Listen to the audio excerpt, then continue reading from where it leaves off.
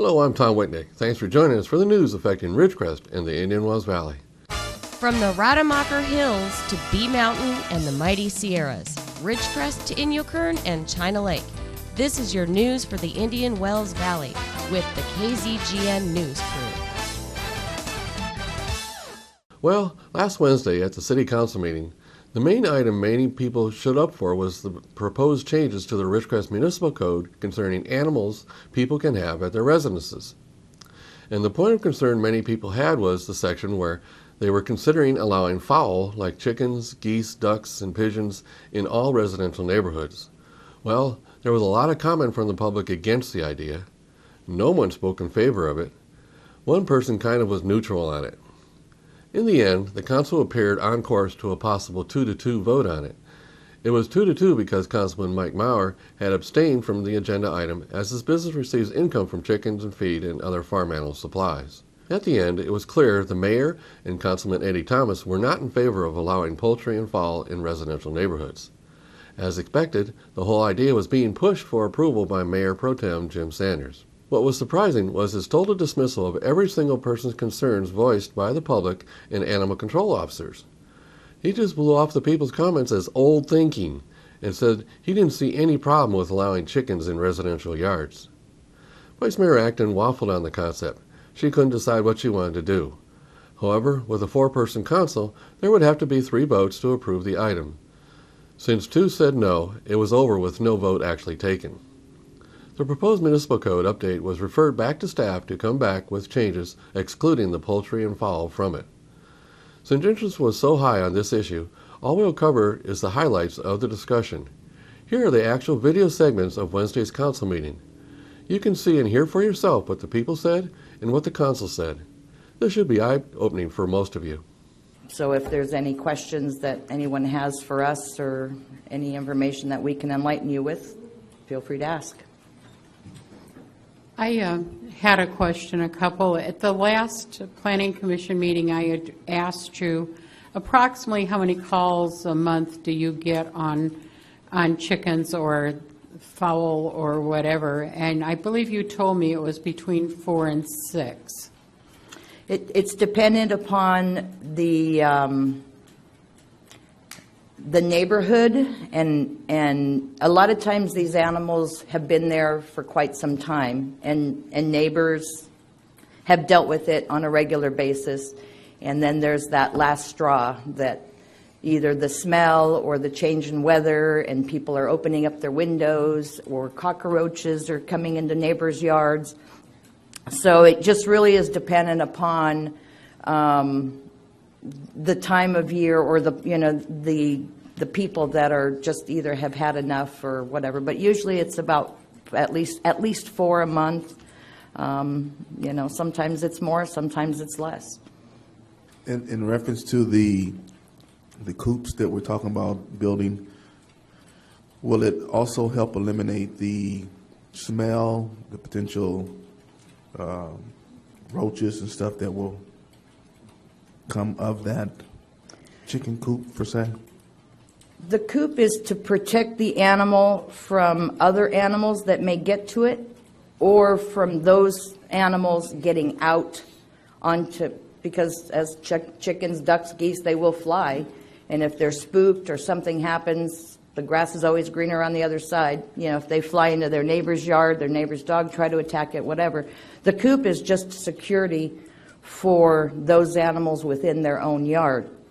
As far as rodents, insects, cockroaches, things like that, they're still going to come. They come with, again, depending upon how the person cleans, how they make sure that they keep their pens cleaned on a regular basis.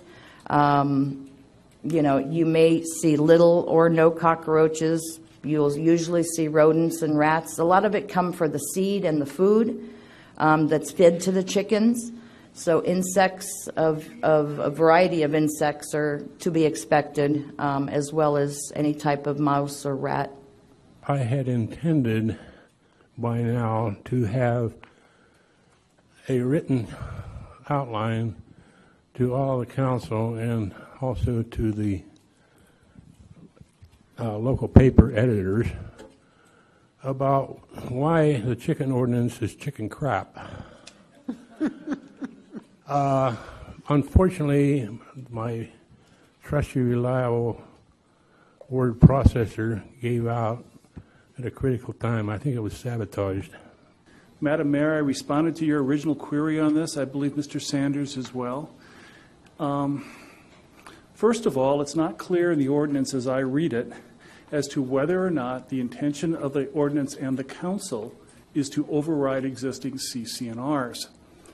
Ladies and gentlemen, my name is Stephen Morgan, former council member, former mayor. I live at 729 North Inyo Street, and I am anti-chicken.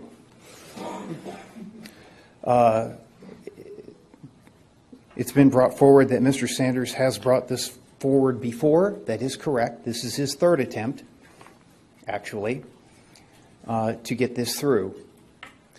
Neither here nor there, but that is once as a former council member, once as a planning commissioner, and now.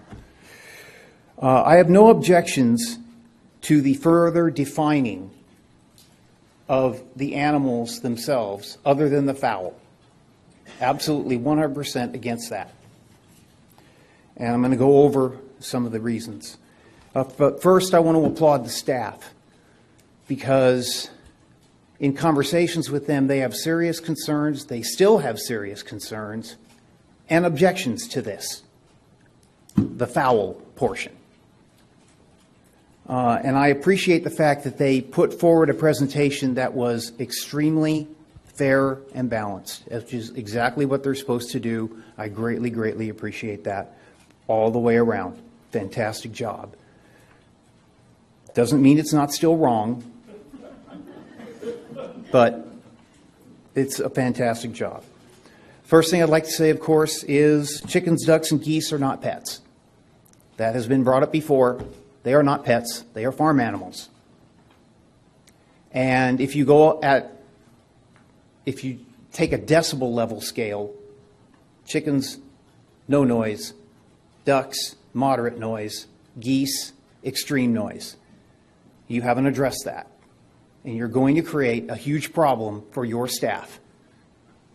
A staff that is overworked already. You're going to exacerbate their problem.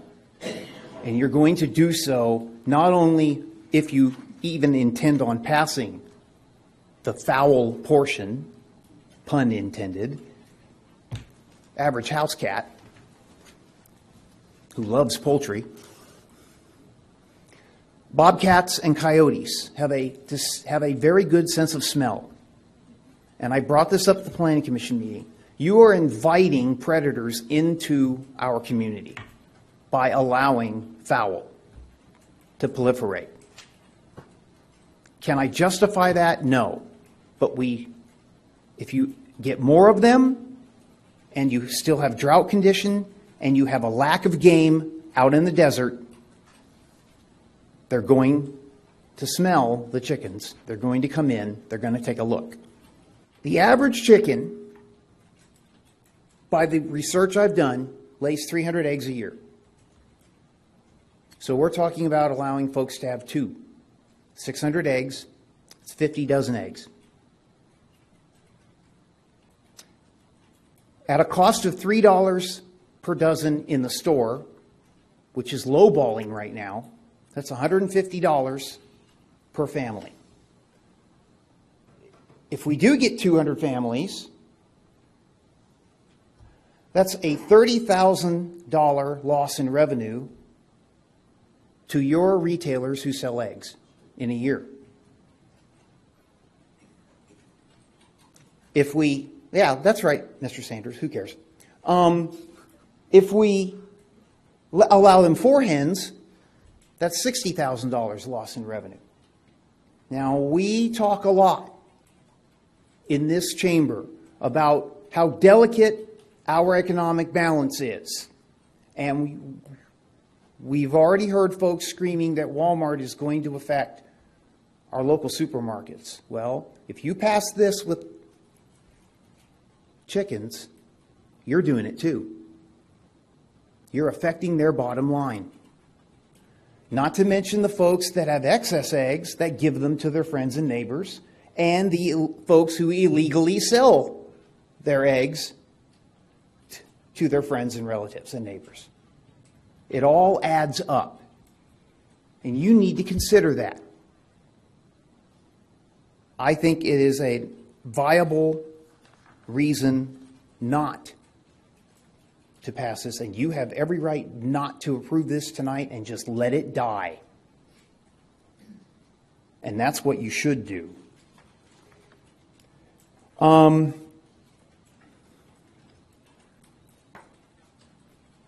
I appreciate the thought that went behind it, but it's not something that is overly necessary in this community. There is not a groundswell. There is a small group of folks that would really, really like this. At the last Planning Commission meeting where I spoke, there were more people against it than there were for it. Not even the 4-H'ers are saying they really love this idea that you have. And it's been advertised so people know. So you have some information from me. I have more if you'd like it. I'll just leave you with one last thought. In my view, it's a backyard, not a barnyard. Thank you for your time. Now stay with us. We'll be back after the break with more comments from the City Council meeting.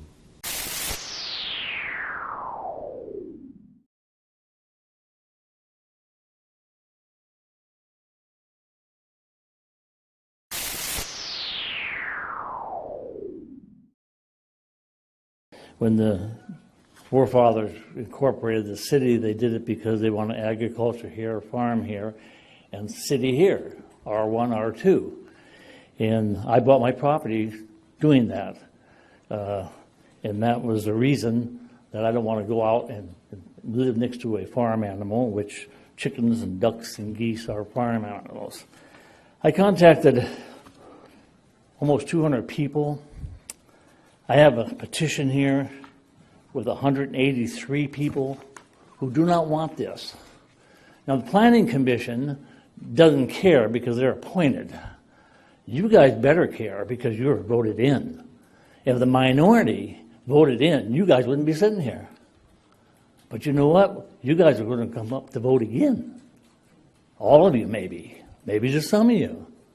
I will contact these 183 people and tell them who voted against the majority. This is not the way we're set up in this Constitution. We vote for presidents. Maybe we don't like them, but we have to accept them because the majority votes for them. Or maybe we like them. But the minority does not take votes here. And you guys better take note of that. Because these people don't want them, and that's just 190 people I contact. I'll do it a couple hundred more.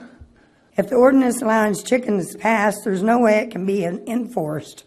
They're already the ones breaking the law by having the chickens, and there's not enough staff to handle this. As there is, excuse me, I've got a problem with my voice. As the saying goes, give someone an inch and they'll take a mile. I believe we have an ongoing litigation over Dale Howard. The problem continued to expand. Some of the ones with chicken already have over proposed limits. This will be a means of letting them think they can get away with more. I reiterate, we do not have the funds and enforcement for this unless you're wanting to give us 3 policemen. I myself am very happy we are getting to keep our police force, but let them do their jobs, which is not checking on chickens. And I think if Officer Stage took more time to tell you about some of the things that they've actually seen, she gave you a sampling of what they've seen out there. I think if she even said more that she's seen, your hair would stand up when they go out and see some of these places. I've gone to houses where people called in and complained. They said, I can't open my bedroom windows and sleep at night because of the noise and stink coming across when it's 110 degrees outside. And it's just coming through the fence. I've walked into backyards and seen The bugs that she referred to coming through the slats in the fences from that property next door. Cockroaches, mice, rats. I've seen people have traps in their backyard to catch these mice and rats because it's so bad. Because just like it was explained, when they eat, the food goes everywhere. You can't clean it up enough to keep these insects, rodents, and mice out of there. I think if they told you about what it looks like when a bobcat jumps the fence and goes in after him and what's left behind, I think if she described that thoroughly, you would be shocked. I think at the same time, put yourself in the position where, as Mr. Morgan stated, coyotes and bobcats will smell these chickens a mile away, and they will come in looking for that. What happens, just for example, what happens if that bobcat can't get to those chickens, they jump the fence and your chihuahua's in the backyard, and they decide to have dinner? And that parent has to explain that their chihuahua or their cat got taken away by a predator because we decided to allow chickens in the city. Think about that. Just like other people have said, if you want chickens, move into the areas that allow it, that are big enough. There is no reason to subject people that don't want this in their neighborhoods to have to live with it on the other side of the fence. We do live in a city limit. That's why it's residentially zoned. I have attended a few of the meetings, the last in August and the one in June that they had at 5 o'clock in the afternoon, which was kind of hard for a lot of people to go to. And I was in the minority there and was actually told that they were having a civilized meeting only because I was expressing my opinion as being totally opposed to having farm animals in our fair city. If you want to have farm animals, like it's been said before, and I'm going to say it again, go out to Inyokern. Go out there and buy your eggs. I kind of like living in a residential area where people have normal animals such as dogs and cats, and I really don't want to wake up to the smell of chickens. I used to live on a farm, and we had quite a few chickens, and they do bring in the mice and the rats because the feed gets all over, and I know some people around my neighborhood have chickens. So I don't even know why this is such an issue. It seems to me like there's a few people that have had chickens, and they know they're breaking the law because there's no ordinance that says they can't, but they know it's not right. So they want an ordinance passed so most of the people will have to live by this ordinance so they can be in compliance. I think it's a little bit ridiculous with this. You can have 2 chickens. Well, why do people have chickens? They want some eggs. They don't have chickens to pet them, play with them, except maybe their children for a little while. 2 chickens is not enough to produce enough eggs to be worth it. So if people want enough chickens to get enough eggs to be worth even keeping them, now they got to let these ladies come in anytime they jolly well want to come inspecting their premises. And I tell you from some experiences that I've seen in this town, that's one of the last things that you want. So if you're going to pass a pet ordinance, then either to say you can have chickens or just say you can't have chickens at all. Chickens, geese, ducks, pigeons, all the stuff you've got up there. Because this little tickler thing of you can have 2 and then you've got to get this animal fancier's permit if you want to get more is just a little step in the door that most people are probably going to find they didn't want, and they got suckered into it.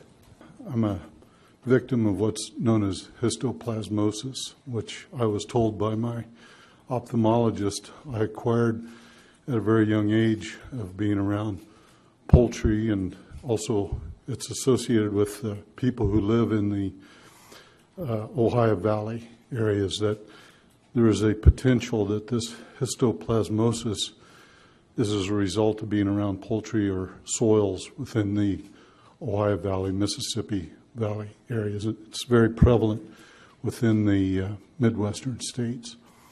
The histoplasmosis is a condition whereby a virus attacks the soft tissues or the back of the retina of the eye and also the lungs. And I'm a victim of that. I have active scarring in the retinas in both eyes, and it has taken my central vision of my left eye. So I only want to caution or think that we should possibly look at that as a potential. I don't know for a fact. I've only been told that by my ophthalmologist that there is that potential.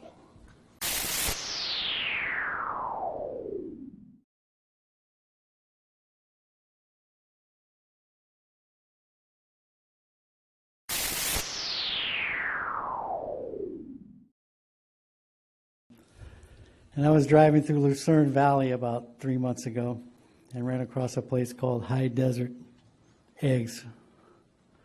And it dawned on me, if chickens and eggs can prosper in Lucerne Valley with their temperatures, they ought to prosper in Ridgecrest. So we are the 53rd Agricultural District, which gives us a pipeline to the USDA. And while I'm focused right now on October 22nd through 25th, a shameless plug for the fair, we are absolutely exploring creating a co-op on the Desert Empire Fairgrounds to raise chickens and provide eggs for the community as a profit center for the fairgrounds, but at a reasonable price. So if you do not pass this ordinance, which I don't think you should, I think you can have comfort and you can put your resources to helping me get this co-op going on the fairgrounds.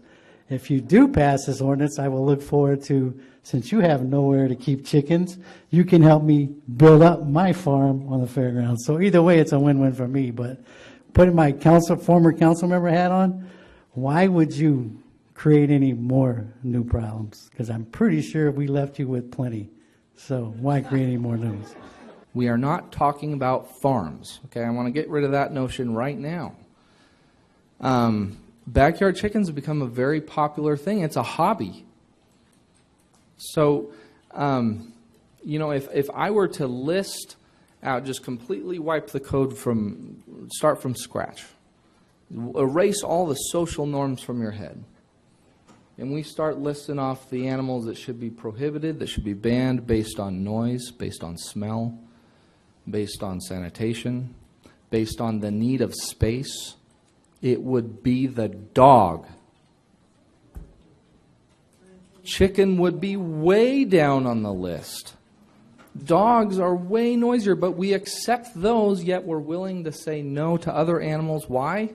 It's a social norm. It's just what we're used to in our society. Well, society's changing. There are so many cities that are accepting backyard chickens, and they do have regulations, and they do have limits, because they don't want it to get out of control, just like we don't want it to get out of control. But the fact of the matter is, cities are waking up to the fact that a small number of chickens has really no impact on the neighbors. It doesn't. So who are we? Who are we to say, no, you cannot have that hobby because the rest of Ridgecrest has the social norm saying that that's not what we do as a society, that's not allowed, it's a farm animal. Well, in small populations, very small populations, they are very amenable to a residential neighborhood. And there's people out there who want to pursue this hobby for their children, some for the fresh eggs, some just for fun of it. And they're being told they can't. So something has to change. The law can't exist the way it is because it is so ambiguous. People don't know what they can and can't do. It's my position as put my philosopher hat on for a moment. It is government's responsibility to prohibit the activities only that affect the freedoms of other people. If there is no impact on the neighbors, and I truly believe there is not, then we can't prohibit it. I don't see how we can. There's no justification for it. In small numbers, there's no impact on the neighbors. This ordinance isn't about chickens. It's about animals in general. We have to have rules, because if we don't have them, people can't enforce them. Correct? Because I want a Savannah cat, and you know, if I want to spend $5,000 on a cat, please have chickens, and I'll move next door to you because they need to eat. If you don't know what a Savannah cat is, it's a very, very large cat. But here's the thing. We have to regulate somehow so that we can enforce the rules. Because if you don't like chickens and you don't want 12 of them next door, my animal control officers have to have a way to get them out of there. That's what rules are for. And right now, we don't have one. My ability to do something, you said what I thought.